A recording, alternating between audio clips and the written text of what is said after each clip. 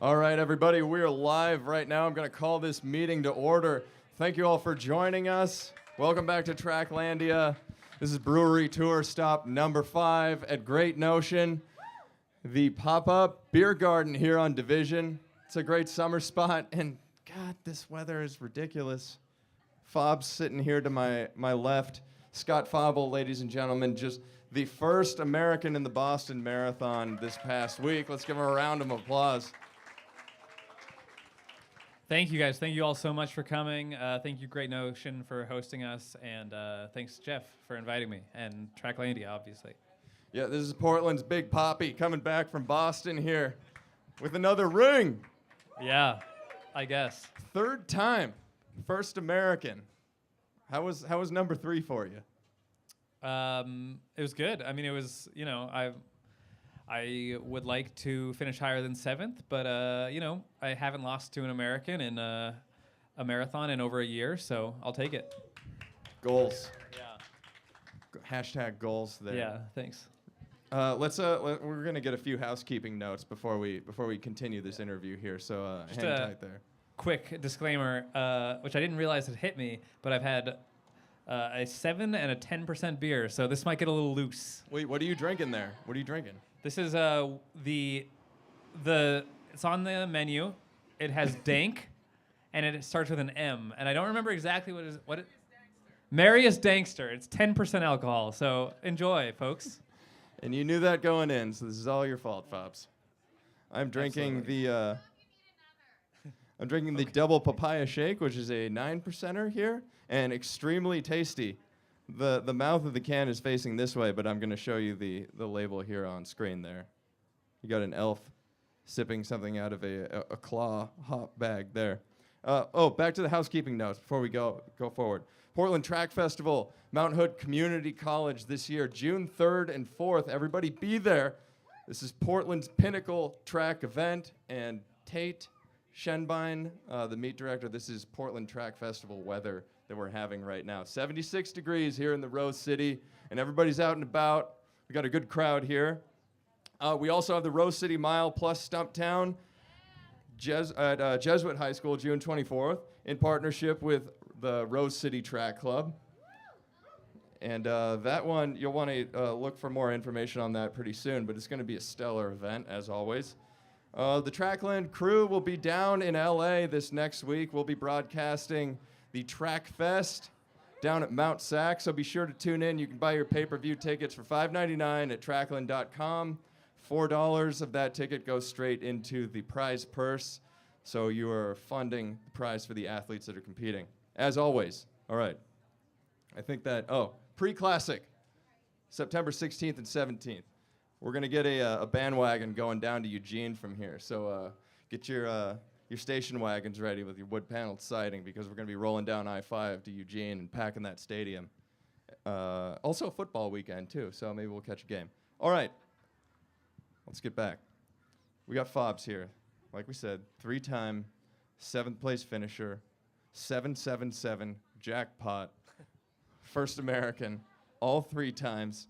The former Portland pilot, our very own Big Papí, Scott Fauble. Scott, congrats again. Thanks. Yeah. So is that how many Boston Marathons was that for you? That was my 4th. Your 4th one? Yeah. So the first one, just going out there to test the waters a little bit. When was that? First one I was 7th, and then my second one I was 16th, and then the last 2 I've been 7th again. Okay. What year was your first one? 2019. Nice. Okay. So yeah, you've done all of them. Yeah. Nice. Since then. Yeah. Are you on a first name basis with all the volunteer staff at the BAA now? Do you go around there? Not the volunteer staff. A fair number of the BAA, elite athlete staff. Yeah, I'm good friends with MK and Chris Lobstom and Jack Fleming, the CEO. So I'm a regular. Nice. Yeah, much like the Cheers folks, which also took place in Boston. Everybody knows your name. That's right. Yeah. Yeah. Did you guys get that joke that Scott Fauble just made? Yeah. Nice. The deep cut. Yeah, you're a TV show guy and a movie guy. Yeah, switching back to the conversation we were having here. What's it like being a celebrity out there? Because this is America's race. This is America's marathon. Any American who wants to excel in the marathon is trying to make it to Boston, and you're the top American there. Walking around that place, are you puffing your chest out a little bit? Are you being recognized a lot? And how do you react when you're being recognized? Yeah, I would say that the word celebrity is doing a lot of lifting there.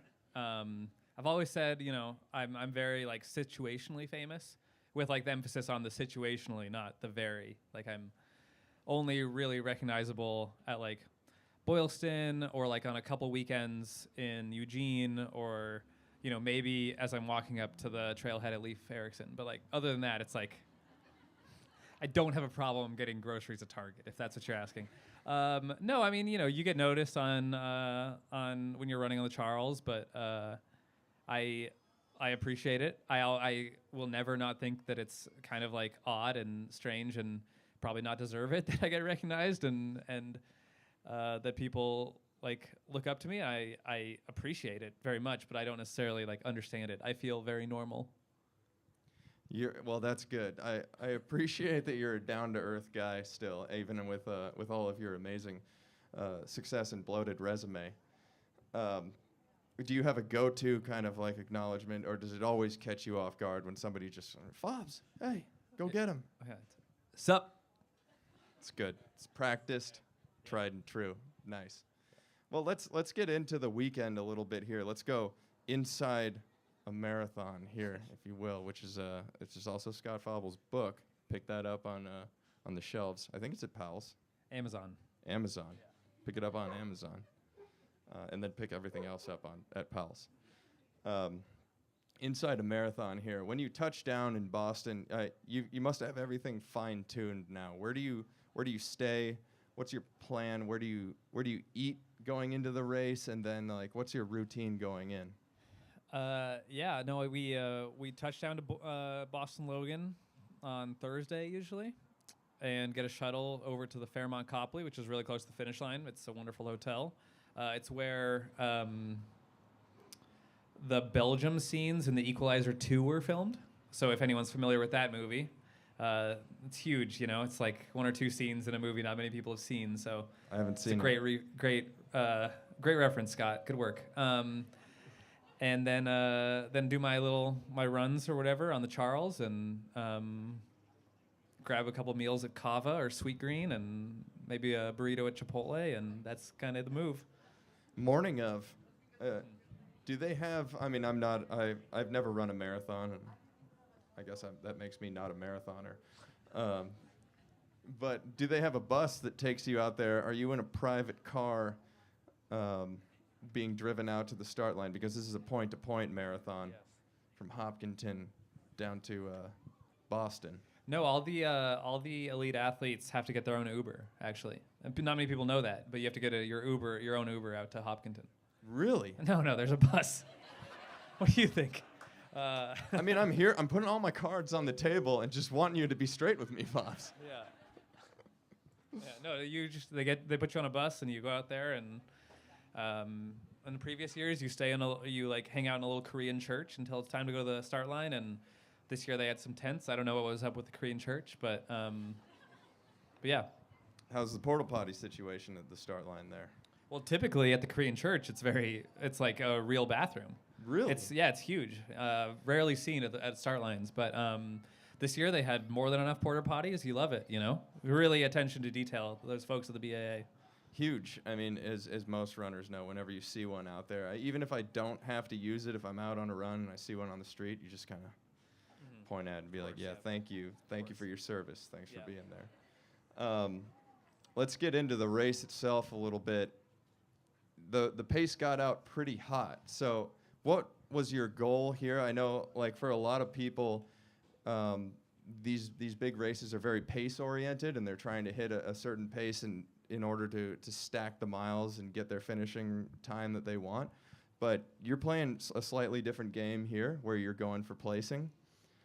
When it got out sub 440 pace, and the king is in there as well, Kipchoge, what's your mindset there? At the mile, I was like, I wasn't wearing a watch because now that I don't have a watch deal, I don't wear a watch in marathons. I saw 4:37 on the clock, and I looked over, or maybe 4:34, I don't know, and I looked over at CJ, and I was like, is that correct? Is that right? And he said, yeah, and I was like, oh, cool. And This is CJ Albertson. yeah, CJ Albertson, and I was like, all right, well, it's gonna slow down. Like I thought that it was gonna go out. We're gonna go through halfway and like 103 low, which is like very typical for Boston. So which is much slower than 4:35 pace. And then at 2 miles we were like 9:10, and I was like, well, this is dumb. I can't run. That's 2 hour pace. I'm not gonna run 2 hours. And even though the miles are downhill, it's like at some point you got to slow down, or else you're just gonna get sucked along to a pace that's far too fast. And I knew my speed limit was like 103 low, like 103.20, 103.30 at halfway, and we were way under that pace. And then I was like, well, I got to slow down.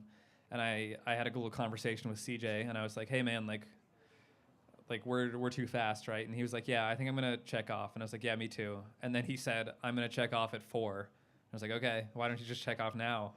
And he said, no, I'm not gonna do that. I was like, all right, we'll see you later. And then I slowed down, and we formed a little second group, and it was like me and Matt McDonald and Colin McCow and Eritrean guy who won the world championships in like 2015, I think, Germa Gebrselassie, and a couple other guys. And we were working together, and CJ didn't check off, and Until much later than it wasn't a conscious check off on his part. And then Connor Mance was up there as well, and I was sort of like, well, look, like I can only do what I can only control what I can control. So I'm going to try to go through, just kind of try to run by feel. I know how to run the course. I know what the tangents are. I know what each mile is supposed to feel like, and this is too fast. So settled in and tried to find my own pace. So from the beginning, your goal was to go with the leaders at least at the very beginning to see what the pace was going to be. But what was that shift like for you early in the race when you're like, okay, this huge pack is going out at sub 440 pace, and I'm just going to let them go? Were you pretty confident that they were going to come back to you, or how did your plan change in that moment? Yeah, I mean, I felt really confident because usually people blow up off of like 104 pace. I've moved up a lot coming through in the 104 range. So I still felt like I was running really aggressively. Like I came through in halfway in 103, like 59, and that's faster than I've ever gone through halfway in a marathon. And I was like, people are definitely going to come back. People never stay away, like not the whole group at least. I knew I wasn't going to win. I knew I wasn't going to be top 3, but I thought I was going to be running people down just because of the nature of the course and the way it usually plays out. And typically people just aren't, there's just not many people who run in the 206s at Boston. That's something that I really admire about your approach, is that you're a very calculated guy and a strategic mind. It's a compliment. And that you're not going to just go out there and blow it and say like, oh, I'm just going to see what happens and hold on. You're assessing the situation there and like, okay, well, I know what I can do and what I have to give, and this isn't exactly that. So I've got to make a decision here about, okay, this is my ability, and I'm going to tune it in order to how I believe the race is going to shape up. So you're giving yourself the best probable outcome that you possibly can in that situation. Is that a quick calculation in your mind, or are you wrestling with that decision? No, I mean I would like to be less quote unquote calculated and strategic. Like I would love to be able to go out in 62 in Boston. Like that would be sick. I would love it. But like I think it's kind of like malpractice to not like know what your speed limit is through halfway. And if you're not even close to it, like what are you doing, So like I knew what the fastest I could go through halfway is. And when we were way under that pace, I knew I had to back off. But like to not even have an idea of what the fastest you can go out is like, it's so ridiculous to me. It's like, why wouldn't you? You've done weeks, months of training. Like, you have a good idea of what you can run, and to not have any idea of like how fast you can go out. Like, it's not like a 5K or a 10K or a 1500 where you can go out over your head, and if it doesn't work out, whatever, like try again in a couple weeks. Like, you get 2 of these a year, and you don't have any idea of like what's gonna like mess it up. Like, you've gotta, I don't know. I feel like you have to be more disciplined than that. And if you're not more disciplined than that, then like you kind of deserve to blow up. And like, I would love to go out too fast, you know, like I would love to go out in 62 minutes, but like I'm not, like I'm living in reality, and I know I can't right now. That always boggles my mind. And well, when I was more competitive, I was a middle distance guy, so I did have like those shots week to week to week. Yeah. But I don't think that I have the stomach to be able to train for months at a time just for one shot. Like that always blows my mind that, yeah, if you blow this opportunity, then you got to go back to the drawing board, because you just get 2 of these a year. And then you have to live in that darkness for 6 months, like after that. So kudos to you for making that decision and not having to sit in that cave for that long. You get to sit here and drink 10%ers. That's and right. And get a little loose. And talk on Tracklandia. We didn't get to see you really on the screen until the final 50 meters or so. So I didn't really know what was going on. I mean, with the broadcast, there are a lot of things that I would like to change, but one of them is like a leaderboard on the side that just shows like, okay, how far back is each person, and like the closing gap that they have to overcome. But we didn't have that. So we saw you with 50 meters ago, and you were right on Kipchoge's heels.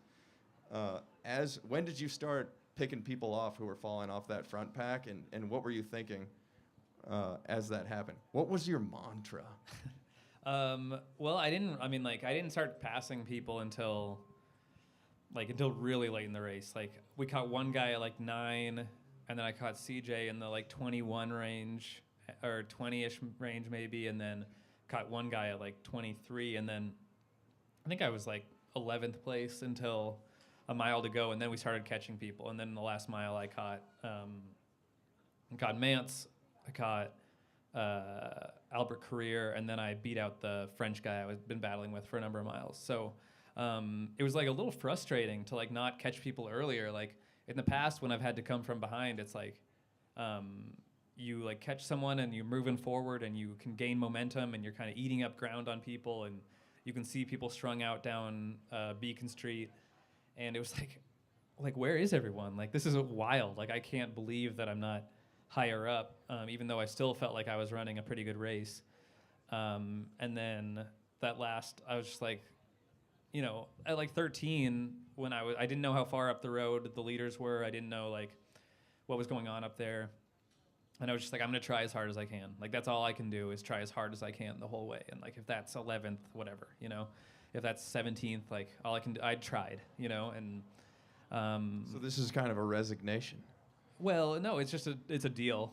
It's a deal with myself where it's like I don't know what the result's going to be today. I feel like I'm running smart, but who knows? And the only thing I can control is like not giving up for one step until I'm all the way through the finish line. And so yeah, I mean, it was just like trying to honor that deal, which is tough. Like the first, you know, I don't know, you know, the first person, you know, the easiest person to break a deal with is yourself. So, but trying to be like, no, you're going to get yourself all the way through the line with maximum effort is sort of my mindset. And then if I caught people, but I can't really control that. So, what did you think when you were staring down Kipchoge's back? I didn't notice it was him. I had no idea, because I was like locked in a battle with that French guy. Oh gosh. Here you go. Your cup's gonna fall over in the breeze here. Thank you. Yeah, no, I didn't notice it was him. I was locked in a battle with that French guy until like 60 meters to go, and by that point, I think Kipchoge beat me by like 20 seconds. So I didn't realize that I was that he was even up there. And there's so much fanfare with him jumping into this race too. How did that affect your build up for this race and your outlook and how you were going to approach it? Did it mess with your head at all that like Kipchoge, he's won 15 of the 17 marathons he's competed in, and he's the world record holder. Like, how is this going to go? No, it didn't affect me at all. I can't control that. You know, we did our work. We hit the paces we wanted to hit, and there were a couple times Joe put like, you know, we do a lot of workouts on the treadmill, and so you see kind of like your progression, and he would put like Kipchoge 13.2, which is his marathon pace or whatever, at the bottom, and it was just not something I thought about at all. When you're going into a marathon, is it more of an Urban Meyer approach where you're looking at each individual and kind of knowing who your competition is and who you're racing, or is it more of a Nick Saban approach where it's faceless competition and you're not thinking about them until you jump on the field and then you're just beating the opponent? Certainly Saban. I try not to emulate Urban Meyer in much. Thank you for doing that. It's tough. Yeah, no, I just, look, the only thing I can control is being as good as I can be on race day, and if that is good enough to win, great. And if that's good enough to get 5th, great. And if it's good enough to get 7th, like, great. But I can't, like, mistakes I've made in the past was like trying to win Boston in practice, and it's like, you're just going to run yourself into a hole. You're going to, like, bad days feel so much worse. Like, good days don't feel as good because you're just constantly comparing yourself to someone else. And, like, comparison is the thief of joy. And, like, I had a lot of joy in my, like, build-up. Like, I ran really well. I had, like, a lot of really good days. And I checked box after box and, you know, one day at a time, and felt good about myself and my training. And, like, that's all I can do, you know? So I don't care who else is in the race. Like, all I can do is be as good as I can be on race day. It's good to look back afterwards and see all the people you beat, though, huh? Do you spend time on that, like looking through the results, saying like, "Oh yeah, I got that guy"? Yeah, no, I have an ego just like everyone else, so I've certainly relished in beating people. Nice. I'd love to be with you on one of those evenings after where we just roll through the results list, and you're like, "Oh yeah, I really wanted to get that guy, and I got him." Yeah, it was pretty quick-lived. It was like me drinking a canned margarita and some champagne in the room after the race and eating a pizza and with my wife, and I forget what was on the TV, but we were just sort of talking about the race and going through the results, and then we went out to a bar. So nice. Sounds like a pleasant evening. Yeah, it was a nice afternoon. Oh, afternoon. Good. I don't finish marathons so late that it becomes evening, you know. That's right. Yeah. You're Scott Fauble, first American. You can check off a marathon and really keep a good long night. You know? Yes, yeah, that'll go on your T-shirt. Scott Fauble, a marathon doesn't take that long. Yeah. So the guys really like you because the dudes like you because you're a Charles Barkley type, Fobs. We talked about that earlier. I do great in the dude demographic. Yeah, dudes. And you're not afraid to speak your mind on subjects, which is an amazing quality. And you shoot straight and you tell it like it is. You got a great outlook on the sport, and I just want to know from you. There's a lot. The sport is kind of this like big old indistinguishable beast if we include track too. And then there's time trialing, there's racing, there's all these different race or meets and races and things going on, and of varying importance. What to you is the sport, and what would you like people to focus on? Yeah, I think there's too many meets probably, and it dilutes the fields so that there's no like continuity in the top. Like the best rate runners aren't competing against each other because the incentives are not there to like have the top stars square off on a regular basis, and part of that is financial, and part of that is the structure of the sport. But I would like to see sort of a league.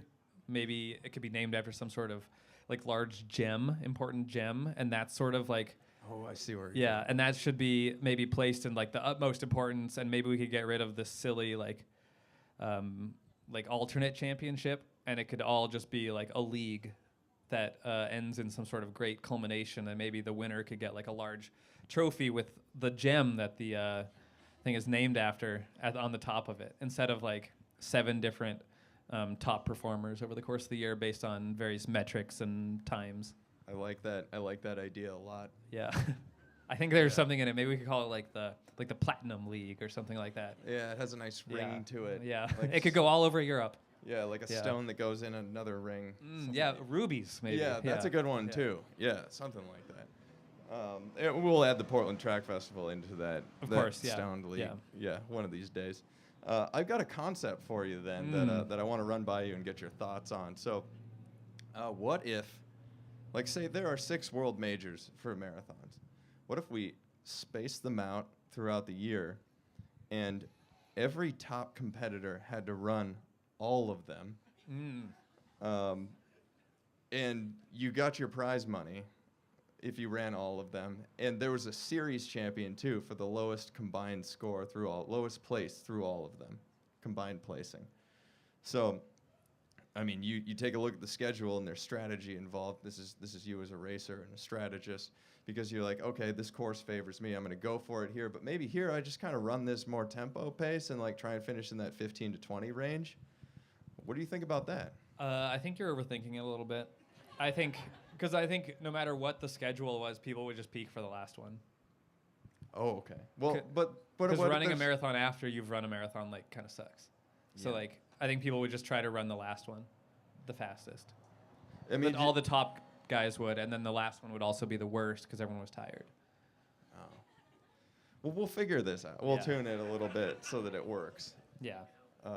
Just thinking out loud here a little bit. No, I do think the world major marathons could be reformed a little bit. I think there should be sort of a salary cap in them where each one is like mandated to spend X amount of dollars on appearance fees. Because you see certain races like where they'll bring in like a really good runner and then the rest of their field will be pretty bad because they can't afford the rest of the like other good runners. And if you mandated them to spend a certain amount of money, they could like cultivate rivalries. I think that only 2 should be paced. You know, like you get 2 shots to break the world record. You get London and Berlin. Tokyo's not fast enough. Chicago's not fast enough. Just the world record's too fast to have people like being paced at those courses, make them strategic. And unpaced is the real game. Yeah, too. And then I think we could do away with the world championship marathon. I just don't think that race is not very good. It was awesome in Eugene, obviously. It was wonderful, but the best runners don't the very best runners don't run it, and it's at a weird time, and it's usually like in the middle of the night in America, and it's like, or it's in the middle of the night in Doha because it's the middle of the summer, and it's too hot, and it's like, let's just like have all the best runners at these 6 events and make each one spend money to keep their marathon major status and like actually cultivate rivalries that way. Because there's like a lot of very, very good marathoners, and you can tell like Boston spends the money to bring in like really good runners. So like you got Benson Kipruto and Evans Chibet and Kipchoge all at one marathon. Like that's probably the 3 other than Kiptoum who won London, like though it's probably 3 of the 4 best marathoners on the planet. So it is possible to get them all in one place, but you have to kind of finagle it, and you can't have other marathons diluting it. Yeah, and I like what you said there too, and like we've talked about this a lot, and I think it's gaining steam. A lot of other people are talking about it too, but I would like to see, I mean, for all of the PGA's flaws, and the Live Tour there doing its thing, I think the PGA got a few things right in their makeup, in that you're not allowed to pay appearance fees, and everything goes into the purse, and everybody in there gets paid out. So I would like to see something like that for running, like for track events, for that Ruby League that you were talking about, and also for the marathons, where I would like to see all the appearance fees go into the purse. And still, you could pay travel and lodging for athletes, but throw it all in there. Let's see what people can get. Yeah, I agree, and I think that one thing they've done well is like, I'm a golf sicko, so I know a little bit about the tour, but more than me. Yeah, they've done well with like creating like a season-long narrative, where if you do well at tournaments, you get points, and then they have the big events at the end that, I think the FedEx Cup is worth like $16 million. and it's like wheel that shit out onto the green. You know, like let's see the money. If we're gonna put up all the money, like let's make this last event so financially lucrative that people like have to care about it. And if we're gonna put all the money into it, like let's make the money like a centerpiece where people are racing for like glory, but also racing for like a bag, you know, like, as opposed to, I think now it's sort of this like weird middle ground where people are running the diamond leagues in a lot of cases for money, in a lot of cases for appearance fees, but ultimately they care more about the world championships. And like, let's just do away with the world championships. Like, let's just do away with it. And let's make all the diamond leagues 2-day events, finals, or like semis and finals. And let's stretch it out over 5 months. And you've got to run, there's like 16 people per event, and the bottom 4 get relegated, and then there's a league underneath it where you can earn your way into the top events. So, and make that the centerpiece, and as opposed to this sort of disjointed, like 2-pronged professional circuit. I feel like we're speaking the same language here. I think the Ruby League, should focus on being the pinnacle itself and not a subsidiary to the World Championships. But now you've got like this dumb thing that they said they were going to get rid of, where we got you. We thought thanks. we lost you for a second. Yeah, we got where the Diamond League final ends after the World Championships, and like obviously, like every other league does this, where there's like games after the Super Bowl, that really matters. So I think we could do away with that and just like progress the sport into like a more professional and cohesive manner. And then you could have a drive to survive because you know that everybody's going to be in the same place. Yeah. Because what are you going to do now? You're going to show up at somebody's practice and be like, well, maybe we'll see him in 5 months racing. Yeah, or like, oh, you're going to go to like this race where no one else is coming, like just your teammates, but it counts. Like you're going to, it's a count practice. Yeah. Yeah. Pop-ups. The future of the sport. The pop-ups, right. Yeah. All right. Well, I mean, we could talk about that forever, but let's take that offline. Like, let's keep it. Yeah. Let's keep it rolling. We spent too much on this. Let's. Yeah. Yeah. Keep the beers going, but we'll take it offline here. Let's see what else we got on the note cards here. So you're a Portland pilot. Yep. Yeah. So you're Portland local here, St. John's. Actually, I would say the 2 top marathoners in North America reside in the same city here in St. John's, just north of Portland. How do you feel about that? I feel great about it. Yeah. I don't really, I don't know Cam Levins by any means well, but it's cool that we're neighbors, I guess. I don't know. Yeah, you don't drive by. Marathon U, really. Well, he didn't go to UP too. No, but St. John's Marathon neighborhood. Yeah, there you go. Yeah, nice. I don't know what the cool like shortened version of neighborhood is. Neighborhood or Marathon Hood. Yeah. Yeah. That's it. We can work on that too. Let's take that one offline as well. We'll keep the beers rolling and take that offline. So yeah, just tell us a little bit about. I went up and register there, but tell us a little bit about your time on the Bluff and how that affected your running career with the guys that you started running with, the pilots. And then transitioned into, you were a founding member of the Jacuzzi Boys, I believe? I am, yeah. Do we have any Jacuzzi Boys in the house here? All right. There we go. How'd that motley crew shape your running experience and catapult you to stardom? Being a pilot was awesome. It was wonderful. Rob's great. Hoping to spend a little time around the team this year.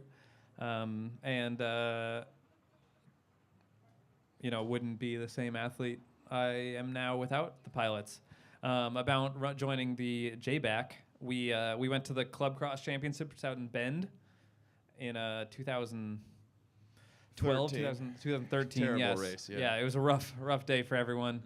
And it started because we were renting an Airbnb with a jacuzzi, and we were like, hey, we're the Jacuzzi Boys. Someone on the team thought that name was a little too homoerotic at the time. We eventually overruled him, and it became the wonderful community organization that it is today. Olberding is a good friend of mine, and I was sad to see him step down as JBAC CEO, and it's in good hands though. Yeah, it is. Yeah. Got Carolyn here. Hell yeah, Carolyn, good for you. Yeah. Thank you so much for all the work you do. Captain. Yeah. Yeah, a lot of interesting guys in that initial Jacuzzi Boys tub there. Mm-hmm. And I believe you didn't place too high as a team in that first championship in Bend, but No, I would be surprised if we placed it all. I don't think many of us finished. it was a rough course Yeah. out there. Yeah, thank you to Max King, right? Yeah, for torturing us all. All right. Well, given that this is, we're going to wrap things up here so that we can take it offline and discuss more of our topics and changes for the world of track. But given that this is draft night in the NFL and you're a big football fan and a strategist and a gamer yourself, we would like to draft a Portland track team here, a pro Portland track team. And we have pro teams around here, like the Union Athletics Club, and BTC is still associated with the region itself here in Oregon. But we want a rabid fan base like the Timbers and the Thorns have. This is something that we're trying to channel and build that energy around the city here for the sport. And I know it's bubbling under the surface, and we're going to launch it this summer at the Portland Track Festival and keep building as we move into the future. But these are going to be members, the people that you're drafting here, members of the pro Portland team, if we had one, that will then face off against the world. So Portland versus the world. And we want you to draft a team that's overall fit, cultural fit, because we know that if they're not a cultural fit, they could be poison in the locker room, and we don't want that. But also ability, and we want them to be winners too. So our needs for this draft are sprints, 800, 1500, 5K, 10K, and marathon, men and women here. So okay. I only went one down, not men and women, but I think we can do this still. Okay, well, I am prepared. Let's do what you have. Okay. Let's go. Okay, with the sprints pick for the Portland track team, Scott Fauble is choosing. I'm taking Trayvon Brumell, and I think he would live in the Pearl. He would figure out a way to work out a Lincoln, and he would be a regular at Elephant's Delicatessen. Okay. Before or after 8 o'clock, because that's when dishes go on half price there. Oh, I think he would be like a lunch guy. Oh yeah. He's got the funds. Yeah. Nice. Okay, good pick. Welcome to Portland, Trayvon Brumell. Let's get everybody can. Yeah. We're drafting exclusively based on like a culture fit. We want to cultivate our city culture. He's gonna win for us too, though. Yeah. All right. With the 800-meter pick of the 2023 Pro Track Team Draft, the Portland. Wait, what's our team name? I didn't think this wasn't my. I drafted the people. Portland Track Team. Portland Track Team, yeah. Selects. We're bringing Kate Grace home. We're taking medium depth southeast. She can get down to Matador, and dig a pony, but can also get to the thrift stores on Division. Oh, it's a good spot. Yeah. Yeah, that's southeast, so like right around Burnside there. Yeah, but we don't want her like up at 100th. We don't want her down by the river either. We want her kind of medium depth southeast. We don't want her deep. Burnside splits the city, so it's not southeast, it's not northeast. Yeah. I call it the Middle East. Yeah, okay. Kate Grace coming to Portland. All right. With the 1,500-meter pick of the 2023 track team draft, the Portland track team selects. We're taking Eric Holt. Oh. Eric Holt, yeah. All right, he lives in Johns Landing, rents, so that he can run to Dunaway for his workouts. Perfect. Yeah, it's a good, right on the river, too. Yeah. Yeah, rents riverfront property. Fantastic. Okay, let's move along here. Welcome to Portland, Eric Holt. With the 5K, 10K, this is one position here because they can dabble in both these distances. Yeah. The Portland track team selects. We're bringing Woody back. Yes. Yeah. Woody Kincaid. He lives on Skyline, but not in the nice houses, in one of the old cabins. And he cultivates bees that regularly sting runners on Wildwood. That sounds realistic. Yeah. All right, welcome back to Portland, Woody Kincaid. Let's bring him back. Right on. Okay. And lastly, in the marathon, we're going a little player coach situation. I'm drafting myself. yes. I'm living in St. John's as I do now, and we're a regular at Ranger Tavern and Beto's. See, I'm glad you have the ego you do that allows you to do that. Because I thought you were going to select somebody else, but we can only take you, Fauble. That's your track team. That's your pro Portland track team.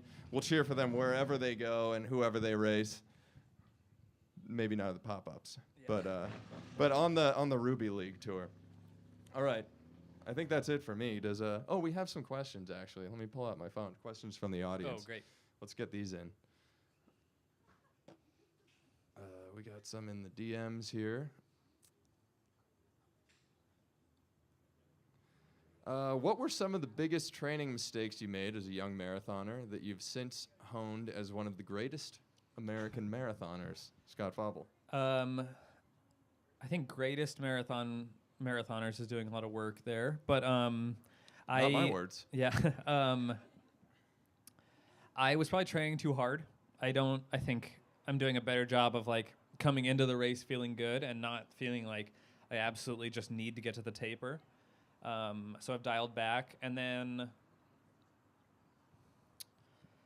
I don't think I was like under fueling by any means previously, but I eat more. I eat a lot now, and it's just like I put carbs on my to-do list every day. So I think eating more carbs when you're training really hard is like pretty important, and whether or not like that's I just think you can't really, like if you're training as hard as you can for a marathon, you can't really eat too much carbs. I started drinking more water recently too, and that does wonders. Yeah, 2023, year of hydration in the Fauble household. We're trying to step it up, Good. Yeah. With our households combined. Yeah. We'll drink all the rain that falls from the right, sky. Yeah. All right, let's see here. Why is Portland the best place ever? Thank you, Lauren. I don't know. I don't know why I don't know that we would know. It's great. It's a wonderful place. It's got Forest Park. It's got the waterfront. It's got Savi's. A lot of places to run. It's much easier than running at altitude. And it's got a great running community, obviously. So, yeah. One of the greatest places ever. Nice diplomatic answer there. Appreciate that. What kind of fun stuff do we have going on here, too? Well, Ranger Tavern. Ranger Tavern, yeah, that's right. If anyone's ever in the St. John's area, please check out Ranger Tavern. You're going to want to park in the lot that has a camera on it. The other streets are not great.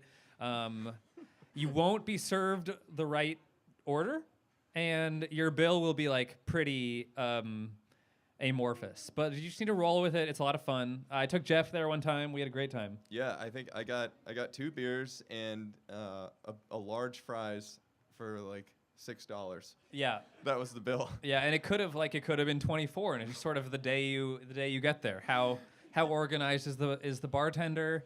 What is she putting into the machine? Is she double ordering for you? Is she pocketing the difference? It's sort of a choose your own adventure out there at Ranger. Yeah, you kind of roll the dice, but it eventually all evens out, which is great. You might get hassled by one of the regulars, but they won't follow up on any of it. Yeah. Yeah, it was a great colorful spot. I loved it. Let's see.